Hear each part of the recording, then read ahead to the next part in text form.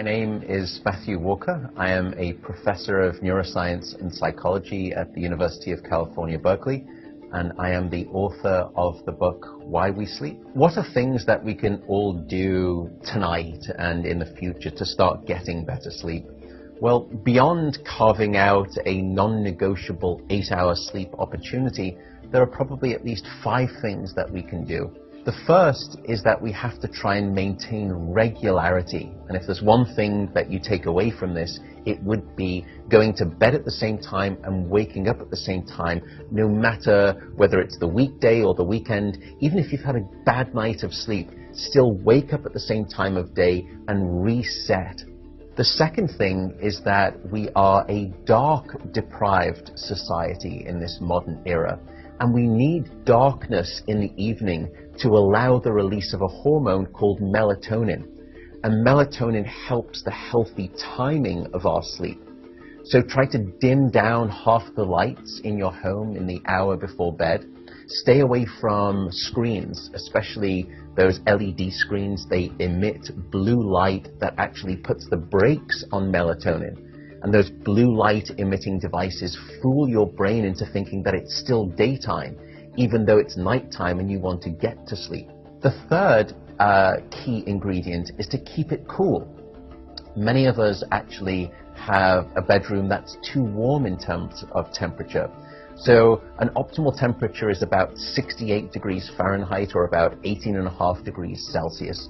And the reason is that your brain and your body need to drop their core temperature by about 2 to 3 degrees Fahrenheit to initiate good sleep. And that's the reason that you will always find it easier to fall asleep in a room that's too cold than too hot. So having a cool room actually takes your brain and body in the right temperature direction to get good sleep. The fourth critical factor is actually avoiding alcohol and caffeine. Unfortunately, this makes me deeply unpopular, but alcohol is perhaps the most misunderstood drug when it comes to sleep. People think that it helps them fall asleep. That's not actually true. Alcohol is a class of drugs that we call the sedatives. And what you're doing is just knocking your brain out. You're not putting it into natural sleep. We also know that alcohol will fragment your sleep, so you'll wake up many more times throughout the night. And alcohol is also a very potent chemical for blocking your dream sleep or your rapid eye movement sleep. Caffeine is also a problem. Many of us know that caffeine can keep us awake. It's an alerting chemical. It's a stimulant in terms of a class of drugs.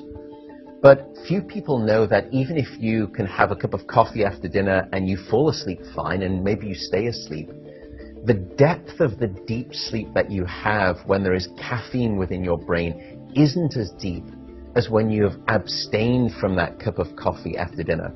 So as a consequence, you wake up the next morning, you feel unrefreshed, and you don't remember waking up or having a difficult time falling asleep, but now you find yourself reaching for 2 or 3 cups of coffee in the morning, and you develop this dependency, this addiction cycle. The fifth and final tip for better sleep is to not stay in bed awake. So if you haven't fallen asleep within 20 or so minutes, or you've woken up and you're finding it difficult to fall back asleep, don't stay in bed awake. The reason is that your brain very quickly starts to learn the association between your bed being about the place that you're awake rather than your bed being about sleep. So the advice is to get up, go to another room, and in dim light, just read a book. No screens, no email checking, no food. And only when you feel sleepy should you return to bed. And that way you can actually then relearn the association between your bedroom being about the place of sleep rather than being awake. I should also note that some people don't like the idea of getting up and going out to a different room if it's dark and they're warm in bed. An alternative is actually meditation.